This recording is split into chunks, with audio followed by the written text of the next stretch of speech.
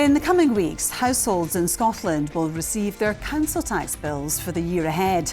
With tax freezes coming to an end, we can expect hefty increases as local councils grapple with how to balance the books while maintaining services.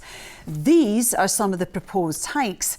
Only one has been confirmed, that's the 10% figure in East Lothian. It's a politically sensitive subject which the First Minister John Swinney addressed today. I'm certain there'll be local authorities that will announce council tax increases that are significantly lower than the East Lothian level. I'm very confident of that, and I think that'll happen quite soon. So there'll be a variety of these decisions, but local authorities have got to explain their decisions and their rationale to their public. But what I'm confident of is the government has given a really strong local government settlement, and that's been acknowledged by local government. Hi, it's Ewan Steinbach, your Falkirk Member of Parliament here. I've had several inquiries from folk regarding Falkirk Council's budget this week. While decisions are rightfully for councillors to take, it's important to remember that many options on the table are a consequence of long-term Scottish Government underfunding. Labour delivered an extra £5.2 billion for Scotland through the budget, and out of the £3.7 billion for 25-26, the SNP only gave Falkirk an extra £5.6 million. After years of cuts and council tax freezes, this isn't enough. So I raised it in the House of Commons today. Ewan Steinbach. Speaker, the impact of next changes in the budget is £5.2 billion more for Scotland.